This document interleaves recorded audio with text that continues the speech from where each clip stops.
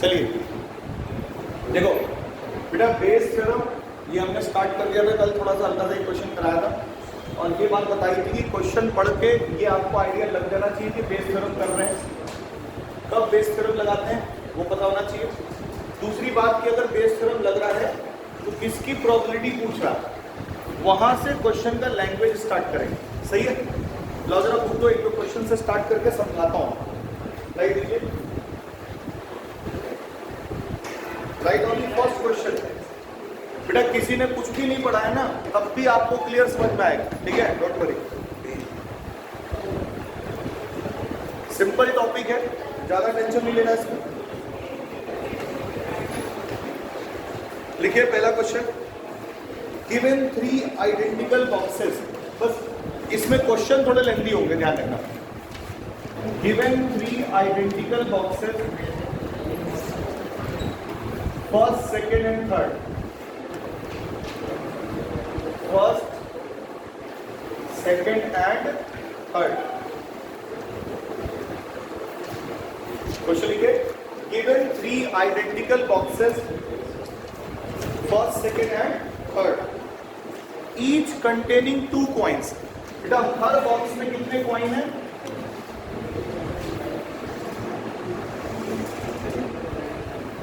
Each containing 2 coins.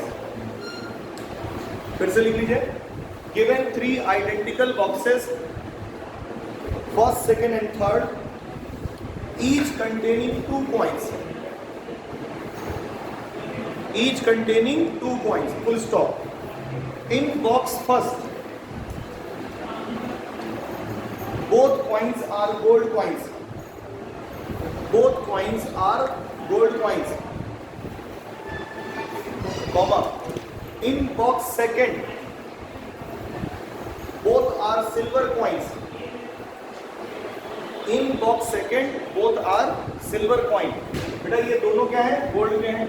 ये दोनों किसके हैं? सिल्वर के हैं। And in box third, and in box third, one in box third there is one gold and one silver coin. There is one gold and one silver coin. Full stop. A person choose a box at random. A person choose a box at random and takes out a coin. बेटा कोई भी एक box choose करके एक coin निकाल रहा है। Take out a coin, full stop. If the coin is of gold, क्या चीज आप जानते हैं कि जो कॉइन निकाला गया वो किसका है? गोल्ड का है। तो बताइए कितने लोग इस बात से एग्री करेंगे? अभी क्वेश्चन पूरा नहीं हुआ है कि जो सर कॉइन निकल गया है गोल्ड का, वो पहले बॉक्स से भी हो सकता था और तीसरे बॉक्स से भी हो सकता था, दूसरे से तो हो नहीं सकता था क्योंकि दूसरे में दोनों क्या हैं? सिल्वर के हैं। लेकिन फिर भी हम मान लें कि पहले से भी हो सकता था और तीसरे से भी हो सकता था, यानी एक चीज गिवन है जो 2 इवेंट पे डिपेंड कर रही है। अगर इन दोनों में से किसी की भी प्रोबेबिलिटी पूछा, समझ में आ रहा है, तो कौन सा मेथड लगाएंगे? कौन सा मेथड लगाएंगे? If given quantity depends on more than 1 events and if they are asking any of these events, ठीक है, probability of any of these events, उसको क्या कहते हैं? बेस थ्योरम से करते हैं। अब देखो इन्होंने कहा if the coin is of gold, what is the probability that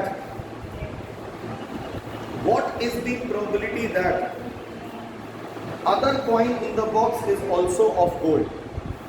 What is the probability that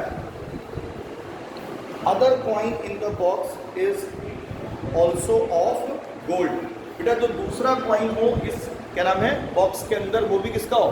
gold का। Question mark. हाथ रोक लेंगे सभी बच्चे। बेटा आपको कौन से बॉक्स की प्रोबेबिलिटी पूछ रहा है? फर्स्ट वाली, क्योंकि इसी बॉक्स में दोनों गोल्ड कॉइन थे, इसमें दोनों सिल्वर थे, इसमें एक गोल्ड था एक सिल्वर था। अब सोल्यूशन में जरा ध्यान से सुनो, जहां पे क्वेश्चन पूछा है वहीं से हम लैंग्वेज स्टार्ट करते हैं। What is the probability that the second coin in the box is also of gold? तो आप यहीं से स्टार्ट करेंगे। लेट इवन क्या है? इवेंट दैट बोलो क्या लिखे? Event of selecting box containing gold selecting what? Box containing first box या फिर बॉक्स फर्स्ट। जो सबसे आसान चीज है वो लिखो ना। E2 ले लेते हैं, इवेंट ऑफ सेलेक्टिंग, बोलिए बॉक्स सेकेंड, और E3 ले लेते हैं बेटा, event of selecting box third. Probability के अंदर आपको जो पूछ रहा है कि भाई फर्स्ट बॉक्स से निकला हो, वो जो गोल्ड कॉइन आया है वो कहां से आया हो? फर्स्ट बॉक्स से। तभी तो दूसरा जो बचा है वो भी हमारा गोल्ड का होगा। तो यहीं से क्वेश्चन स्टार्ट। मान लेते हैं गोल्ड का फर्स्ट बॉक्स बेटा, what is the probability of the event E1, what is the probability of event E2 and what is the probability of event E3। बेटा क्वेश्चन में साफ साफ होता था तीनों आइडेंटिकल कॉल, तो आप बिना मतलब जांचे मार के नहीं बता सकते। रैंडमली पिक कर रहे हो यानी कोई भी पिक कर सकते हो। तो क्या प्रोबेबिलिटी होगी? 1/3 यहाँ पर भी, 1/3 यहाँ पर भी, 1/3। समझ में आया? हर बार ये जरूर चेक कर लेना कि जो भी हम इवेंट्स ब्रेक कर रहे हैं उन इवेंट्स की सारी प्रोबेबिलिटीज का सम हमेशा 1 आना चाहिए। अगर नहीं आ रहा है तो यहीं पर हमने गड़बड़ कर दी। सही आ रहा है भाई? गलत तो नहीं आ रहा? यहाँ तक समझ आ गया? अब बेटा इसके बाद हर बार वो इवेंट लेना है जो आपको गिवन है, और उसको क्या नाम देना है? हमने कैपिटल A किया। Let capital A event of getting a gold coin, event of getting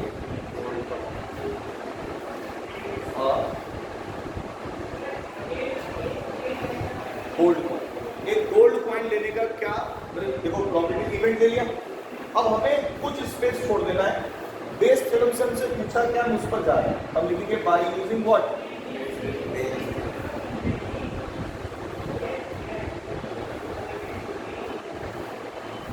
ये पूछा है कि अगर हमारा गोल्ड कॉइन आ चुका है, ध्यान से देखना, तो वो पहले बॉक्स से निकला हो उसकी क्या प्रोबेबिलिटी। फॉर्मूला बताएंगे सभी बच्चे। बेटा क्या करना है? देखो probability of E1, probability of A/P, और नीचे टोटल आ जाएगी। ऐसे ही हम तीनों को कर देंगे। देखो कैसे, बताइए। Probability of E1, probability of A/E1, फिर बेटा कितना? Probability of E2, probability of A/E2, probability of E3, probability of यहां तक कर लिया।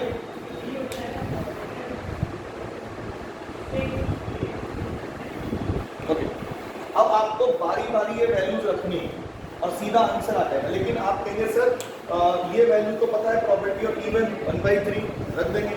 ये A/E1 क्या है? अगर आप इसको रीड कर पाते हैं तो आराम से आप इसकी प्रोबेबिलिटी निकाल देंगे। तो बेटा बिफोर दिस जो स्पेस छोड़ा था वहां पे यही करना था, A/E1 निकालना है। चलो जल्दी बताओ, इसको क्या रीड करेंगे? पहला बॉक्स सेलेक्ट हुआ, गोल्ड कॉइन की प्रोबेबिलिटी। अरे पहले बॉक्स में दोनों ही गोल्ड है, एक निकालोगे, क्या प्रोबेबिलिटी है गोल्ड की? बोलो नहीं, कितना सही से बताओ। समझ में आया कि नहीं आया?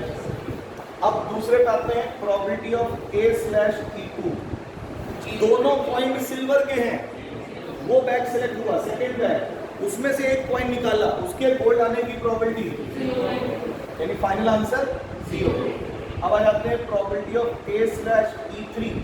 बेटा एक सिल्वर का है, एक गोल्ड का है, वो वाला बैग सेलेक्ट हुआ, थर्ड बैग, उसमें से एक सिक्का निकाला और वो गोल्ड का निकल जाए, क्या प्रोबेबिलिटी? समझ में आया? अब ये आगे यहाँ रख रहे हैं 1/3 into 1, 1/3 into 1, 1/3 into 0, 1/3 into 1/2। अब देखो 1/3 तो कॉमन लेके कट गया, जो बचा वो लिख रहा हूँ 1 + 1/2। बोलो एग्री कर लो, तो 0 लिख रहा है, क्या फायदा? अब बेटा इसको जरा ऐड कर दो, कितना हो जाएगा 3/2, और ये आ गया 1/3/2। ये 3 ऊपर चला जाएगा और ये कितना बन जाएगा 2/3। Final answer. बच्चों समझ में आ गया? ये है ओवरऑल बेस थ्योरम। अभी हम आज कम से कम 5-6 क्वेश्चंस करने का टारगेट बना के चल रहे हैं। इसके बाद थोड़ा थोड़ा आपको समझ में आना स्टार्ट हो जाएगा। ठीक है, चलिए जल्दी करिए सर।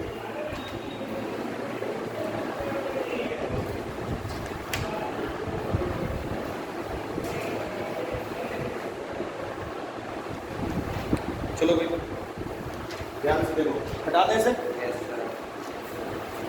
क्वेश्चन लिखे, क्वेश्चन लिख लो। ये कंप्लीट नहीं हुआ क्या अभी तक किसी का? फिर ब्रेक में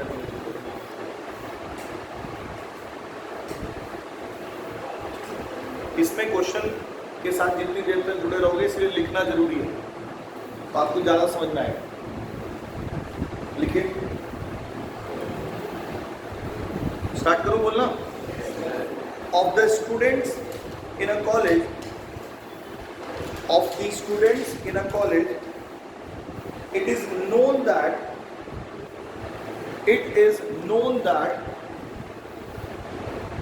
60% reside in hostel. 60% बच्चे कॉलेज के कहाँ रहते हैं? हॉस्टल में। And 40% are day scholars.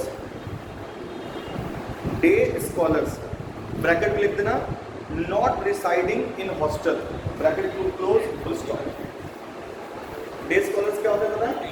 जैसे आप मेरठ के हो और मेरठ में ही कोई कॉलेज ज्वाइन कर दो तो आप डे स्कॉलर कहे जाओगे। समझ में आ रहा?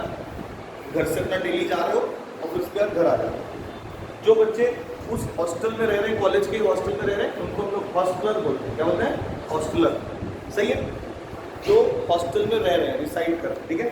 चलिए फुल स्टॉप के बाद लिखिए, previous year results, previous year results reports that previous year results report that 30% of all students, 30% of all students who reside in hostel, attain A grade. बेटा 30% बच्चे जो हॉस्टल में रहते हैं, 20% बच्चे, सॉरी 30% जो हॉस्टल में रहते हैं उनका क्या ग्रेड आ रहा है? A grade. And 20% of day scholars, and 20% day scholars attain A grade in their annual examination, in their annual examination.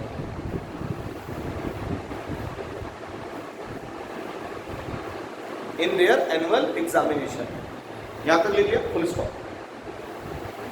At the end of the year, at the end of the year, one student is chosen at random from the college. At the end of the year, one student is chosen at random from the college and he has an A grade, and he has an A grade, उसका A grade आया है। तो A grade आया है तो वो day scholar भी हो सकता है और वो हॉस्टलर भी हो सकता है। यानी कि जो चीज़ गिवन है, जो इवेंट गिवन है, वो एक से ज़्यादा इवेंट पे डिपेंड कर रहा है। बोलो यस और नो। इसके आगे कह रहा है बेटा, ए ग्रेड के आगे comma, what is the probability that the student is a hosteller? नहीं लिख पाए। What is the probability that the student is a hosteller? What is the probability that the student is a hosteller? हाथ रोक लेंगे सब बच्चे, question mark लगा दीजिएगा। क्या प्रोबेबिलिटी है कि वो स्टूडेंट जो चूज हुआ है, जिसका ए ग्रेड आया है, वो हॉस्टलर हो? सबसे पहले हम लोग यहीं से लैंग्वेज स्टार्ट करेंगे। ये कंफर्म हो चुका है कि बेस टर्म इस्तेमाल होने जा रहा है। तो बेटा जहाँ से क्वेश्चन पूछा है 95% ऑफ द क्वेश्चन का लैंग्वेज वहीं से स्टार्ट होगा। लेट इवन, बोलो क्या लिखूं? Let E one, yes, event that the selected student या chooser student is a hosteller.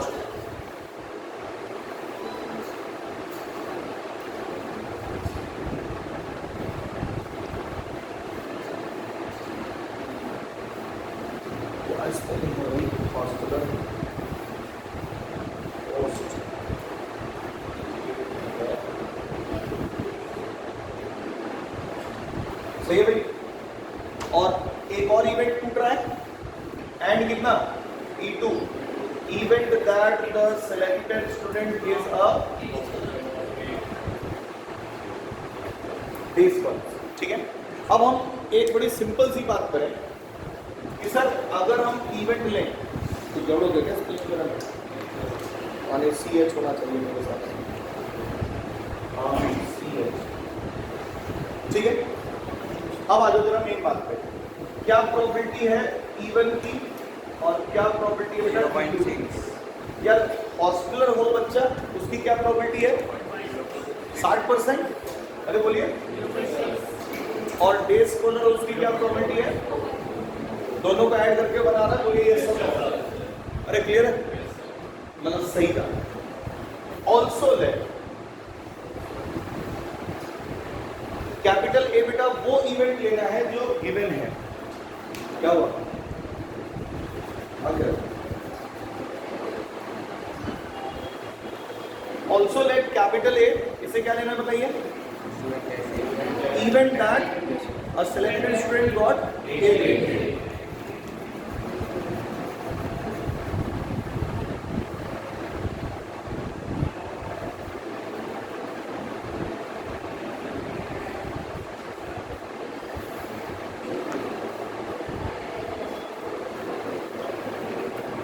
हमें ए ग्रेड आया, समझ आ गया। अब बेटा बिफोर अप्लाइंग बेस थ्योरम हम पहले क्या क्या निकालेंगे बताओ, P A/E1 और A/E2। तो अब हम उन दोनों चीजों को निकालेंगे, प्रोबेबिलिटी ऑफ A/E1। और प्लीज रुक जाइएगा, लिखना बंद कर दीजिएगा, जो मैं पढ़ रहा हूं उसको मेरे साथ पढ़िए। बेटा ये क्या है,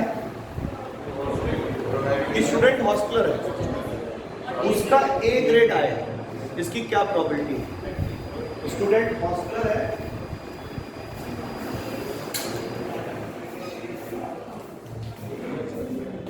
आ रहा है आप क्या नहीं, ओके। एक स्टूडेंट हॉस्टलर है, उसका ए ग्रेड है, उसकी प्रोबेबिलिटी भी रखा है 30%, बोलिए हाँ या ना, यानी कितना होगा ये। और दूसरा है बेटा A/E2, एक स्टूडेंट डे स्कॉलर है, उसका ए ग्रेड है, क्या प्रोबेबिलिटी होगा 0.2। यहां तक बात समझ में आ गई, यस सर नो, ठीक है। अब आपको सिंपल सा काम करना है, क्या लिखना है बेटा, बाय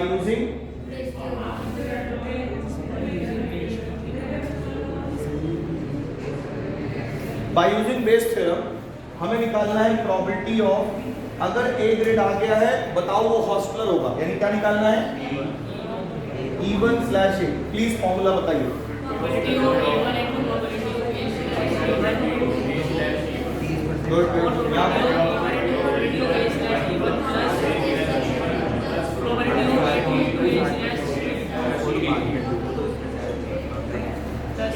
बोलो भाई, तीसरा तो कुछ है नहीं यहाँ पे, होता तो आगे उसको ही पढ़ा लेते। 1 by 1 सबकी वैल्यूज बताइए, ठीक है। चलो बच्चों बताओ कितना आएगा, प्रोबेबिलिटी ऑफ इवन कितना है, इंटू 0.3, 0.6 इंटू 0.3 प्लस 0.4 इंटू 0.2, अरे बोलो। अब आप इस तरीके से देखिए कि सर ऊपर ना 2 डेसिमल है, 2 डेसिमल पॉइंट है, नीचे यहाँ पर भी 2 हैं, यहाँ भी 2 हैं, कितने से मल्टीप्लाई मारते हैं ऊपर नीचे 100, ऊपर कितना आ जाएगा बेटा 18, नीचे आएगा 18 प्लस, अरे बोलो हाँ यार, नहीं सुनना है, अरे भाई ये 6 और 3 हो गया, ये 6 और 3 हो गया, ये आपका 4 और कितना हो गया 2 हो गया। भाई अगर 100 से मल्टीप्लाई करोगे तो 10 इसको खत्म कर देगा, 10 इसको खत्म कर देगा। अरे बोलो समझ में आई बात या नहीं है, नहीं आया समझ, गरीब हो तुम लोग हैं, नहीं। चलो अब बताओ नीचे कितना हो जाएगा 26, काटो से 9/30 and this will be your final answer। बेटा समझ में आ गया कि नहीं आ गया, जल्दी करो अगले क्वेश्चन पे आ रहे हैं, थोड़ा हाथ तेज चला रहा हूं।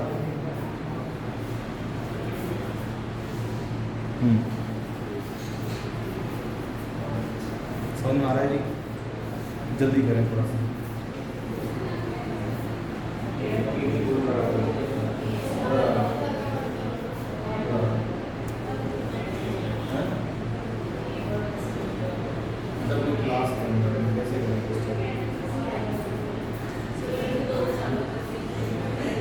जल्दी, पूछ ही नहीं निकल रही तुम लोगों से। चलिए लिखिए, बेहतरीन question, very very very important. अब ठीक लग रहा है? उधर उनका भी एक बंद हो गया, अब अच्छा लग रहा है। लिखिए, suppose that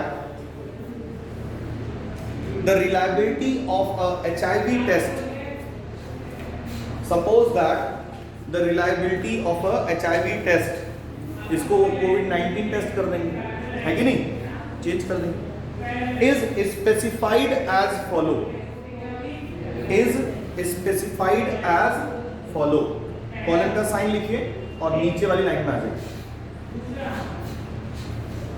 of people having HIV, जिनको HIV है, of people having HIV, 90% of the test detect the disease. तो अच्छी क्वालिटी का टेस्ट नहीं होगा, मतलब किसी को HIV है तो 90% ये चांस है कि ये जो मशीन है या जो भी पैथोलॉजी टेस्ट हो रहा है उसका, वो 90% बता देगा कि हाँ भाई तुम HIV पॉजिटिव। पॉजिटिव का मतलब यहाँ पे क्या है कि आपको बीमारी डिटेक्ट हो चुकी है, समझ में आ रहा है? अच्छा ठीक है, of the people having HIV 90% test detect the disease but 10% go undetected, full stop, but 10% go undetected, full stop के बाद है of people free of HIV, of people free of HIV, मतलब जो ऐसा बंदा, स्वस्थ बंदा जिसको HIV नहीं है, सुनिएगा, अगर उसने टेस्ट कराया तो 99% of the test, 99% of the test just HIV negative, 99% of the test just HIV negative, but 1% are diagnosed, but 1% are diagnosed as showing HIV positive, मतलब HIV नहीं है फिर भी बता दिया कि तुमको HIV पॉजिटिव है, समझ आ रहा है? कितने परसेंट चांस है इसका? 1%, full stop. From a large population, बहुत बड़ी पॉपुलेशन से, from a large population of which, जिसमें ओनली 0.1% हैव HIV, जिसमें केवल 0.1% लोगों को क्या है? HIV है। 1 person is selected at random, 1 person is selected at random, given the HIV test, randomly select किया गया, उसका HIV टेस्ट कराया, given the HIV test and the pathologist reports him/her, कोई भी हो सकता है, महिला या पुरुष, and the pathologist reports him or her as HIV positive, क्या बोल दिया उसको? HIV positive, full stop. What is the probability that, what is the probability that the person actually have HIV? Question mark.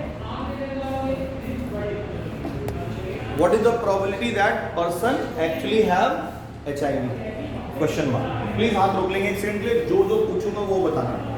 सबसे पहले ये बताओ कि pathologist ने क्या रिपोर्ट किया, मतलब क्या पता है हमें कि भाई उसको HIV है, तो जो टेस्ट हो रहा है उसके अकॉर्डिंग उसको सच में HIV है तब भी उसका टेस्ट बता सकता है कि HIV है, और उसको सच में HIV नहीं है तब भी बता सकता है। यानी कि जो चीज़ गिवन है वो अब दो इवेंट पे डिपेंड कर रही है।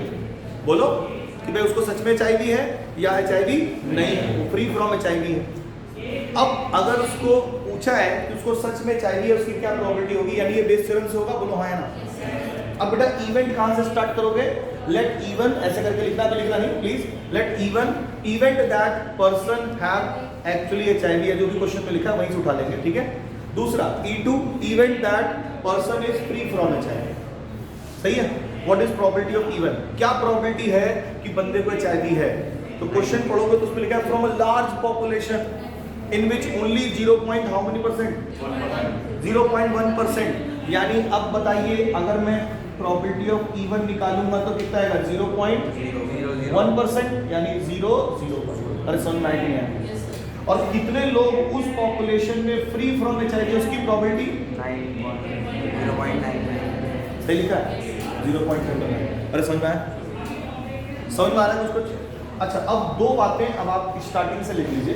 लेट इवन फॉलोइंग का sign,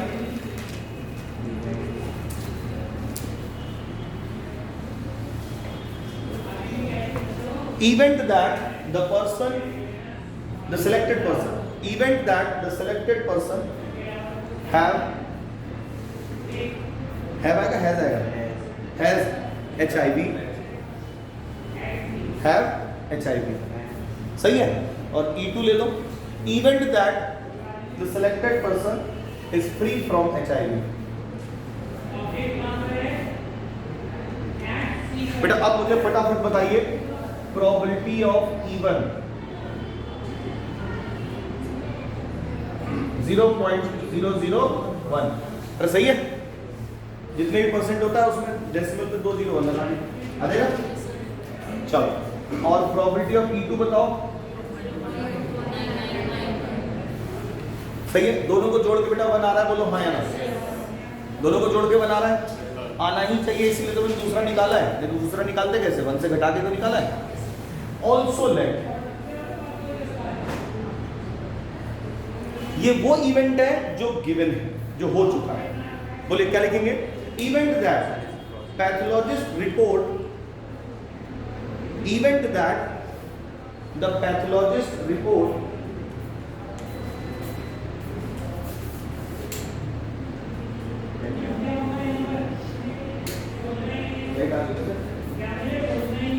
event that the pathologist report the person has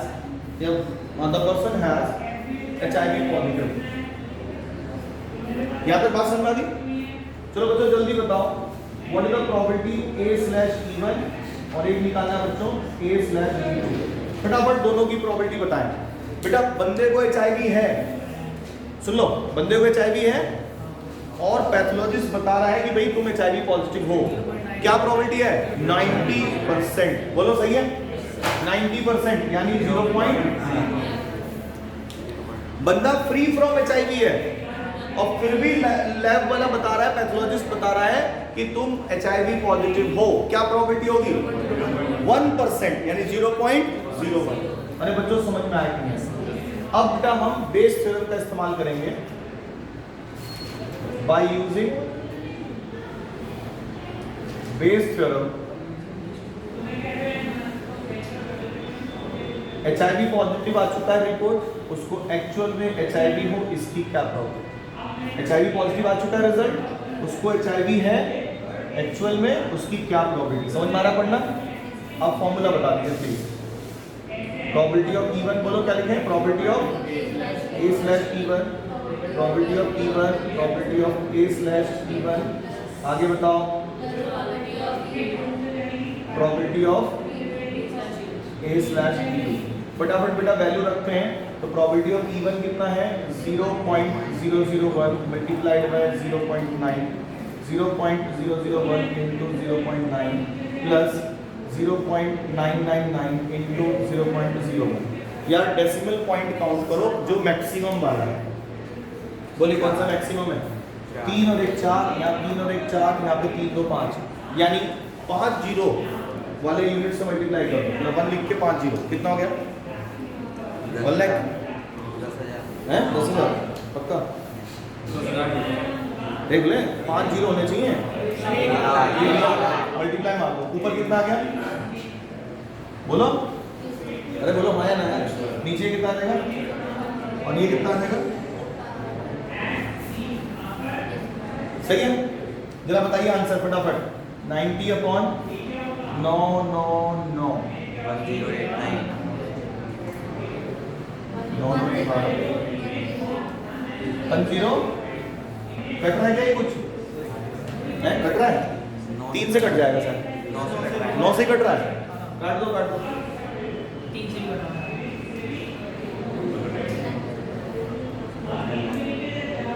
अभी भी कट रहा है क्या? नहीं। बताओ आंसर आ गया 10 अपॉन, चेक कर लेना इसका आंसर भाई एक बार। चलो इन्होंने तो पॉइंट में निकाल रखा है, पॉइंट में है, कहाँ जा रहे हो? अरे अभी क्वेश्चन और, अरे जल्दी जल्दी करेंगे ना फटाफट। समझ में नहीं आया? समझ में आया कि नहीं आया? अब आप इस तरह का खाली मैं क्वेश्चन रीड कर दे रहा हूँ, तुम लिखो मत, रीड कर रहा हूँ, ठीक है? अब आप लिखिए कि मत, खाली रीड कर रहा हूँ बेटा, क्वेश्चन सुनना। अब एक लेबोरेटरी है जो खाली ब्लड टेस्ट कर रहा है किसी डिजीज का, मतलब नाम नहीं दिया उसका। अब सुनना, a laboratory blood test is 99% of effective in detecting a certain disease when it is infect, मतलब अगर है तो 99% वो डिटेक्ट करेगा और 1% करेगा अनडिटेक्टेड रहेगा। However, the test also yield a false positive result. False result बता सकता है positive for 0.5% of the healthy person. अगर कोई healthy बंदा है उसका अगर डिजीज बता दे उसकी प्रोबेबिलिटी 0.5% है खाली, मतलब बढ़िया मशीन है, ठीक है? अब बात करते हैं, इफ 0.1% ऑफ द पॉपुलेशन, मतलब बड़ी सी पॉपुलेशन में खाली 0.1% लोगों को वो डिजीज है जिसका टेस्ट हो रहा है, what is the probability a person has disease given that his test result is positive? अगर उसका टेस्ट रिजल्ट पॉजिटिव है तो सच में डिजीज है, उसकी क्या प्रोबेबिलिटी? क्वेश्चन सेम ही तो है, इवन ले लेंगे कि पर्सन हैज द डिजीज, सही है, even that person is free from the disease, क्या प्रोबेबिलिटी बेटा पर्सन को डिजीज है? 0.1%, तो 0.001 बोलो आएगा, ये वाला बेटा 0.999 बोलिए, यहाँ पे समझ में आया? कैपिटल ए, पैथोलॉजिस्ट या फिर जो भी आपका ब्लड रिपोर्ट है is positive, blood report is positive. अब बताएं A/even, देखो अगर सच में डिजीज है, ब्लड रिपोर्ट उसकी पॉजिटिव आए, उसकी क्या प्रोबेबिलिटी है? 99%, बोलो याद है? इसमें क्या था 99, तो कितना होगा? 0.9। अच्छा, बंदा फ्री फ्रॉम द क्या बोलते हैं डिजीज है, उसकी ब्लड रिपोर्ट पॉजिटिव आता है, उसकी क्या प्रोबेबिलिटी? तो आपके आंसर ये था 0.5%। तो 0.5% का मतलब 0.005, 0.005, समझ में आया? 100 से डिवाइड करना होता है ना, अब देखें। अच्छा यहाँ तक आ गया, by using Bayes theorem formula लगाया, वैल्यू रखी, एंड किया। समझ में आ रहा है सबको? अभी कल भी मैं बेस थ्योरम कराने वाला हूं, और बेस थ्योरम के क्वेश्चंस आप अपने पास से भी प्रैक्टिस करिए। केवल और केवल 2 क्वेश्चन आप यहाँ पे एनसीईआरटी का अगर देख रहे हो तो छोड़ देना, दैट इज 13.3 का पहला क्वेश्चन और बेटा एग्जाम्पल नंबर 15, क्योंकि ये दोनों टोटल प्रोबेबिलिटी के क्वेश्चन हैं, ये मैं कराऊंगा, ठीक है? चलो बुक किसकी ले लो।